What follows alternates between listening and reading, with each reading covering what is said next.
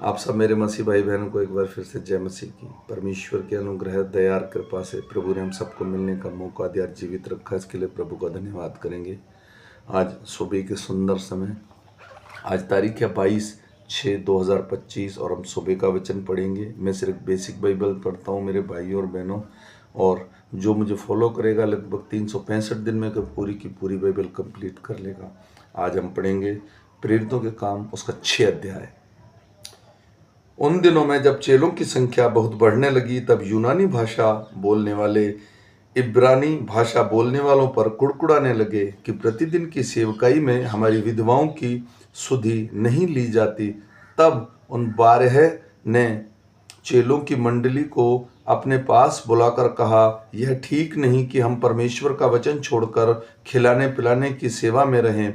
इसलिए हे भाइयों, अपने में से 7 सुनाम पुरुषों को जो पवित्र आत्मा और बुद्धि से परिपूर्ण हो चुन लो कि हम उनमें से इस काम पर ठहरा दें, परंतु हम तो प्रार्थना में और वचन की सेवा में लगे रहेंगे। यह बात सारी मंडली को अच्छी लगी और उन्होंने रिस्तिफनुस नामक एक पुरुष को, जो विश्वास और पवित्र आत्मा से परिपूर्ण था, और फिलिपुस, प्रुखियुस, निकानोर और तिमोन, परमियास, अंतिक्यावासी निकुलाउस को, जो यहूदी मत में आ गया था, चुन लिया। इन प्रेरितों के सामने खड़ा किया और उन्होंने प्रार्थना करके उन पर हाथ रखे। परमेश्वर का वचन फैलता गया और यरूशलेम में चेलों की गिनती बहुत बढ़ गई, और याजकों का एक बड़ा समाज इस मत को मानने वाला हो गया। रिस्तिफनुस अनुग्रह और सामर्थ्य से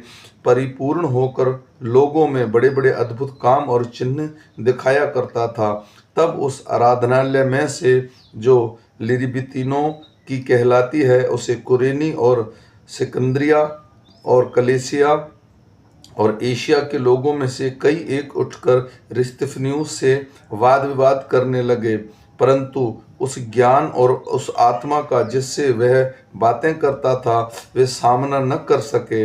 इस पर उन्होंने कई लोगों को उभारा, जो कहने लगे, हमने इसको मूसा और परमेश्वर के विरोध में निंदा की बातें कहते सुना है। और लोग और प्राचीनों और शास्त्रियों को भड़काकर चढ़ आए और उसे पकड़कर महासभा में ले आए और झूठे गवाह खड़े किए, जिन्होंने कहा, यह मनुष्य इस पवित्र स्थान और व्यवस्था के विरोध में बोलना नहीं छोड़ता, क्योंकि हमने इसे यह कहते सुना कि यह यीशु नासरी इस जगह को ढा देगा और उन रीतियों को बदल डालेगा जो मूसा ने हमें सौंपी है। तब सब लोगों ने, जो सभा में बैठे थे, उस पर दृष्टि गड़ाई तो उसका मुख स्वर्गदूत का सा देखा। आमीन।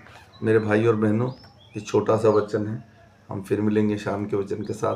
तब तक परमेश्वर का अनुग्रह, दया और कृपा अब से लेकर अनंत काल तक हम पर और हमारे परिवारों पर होती रहे। सबको जय मसीह।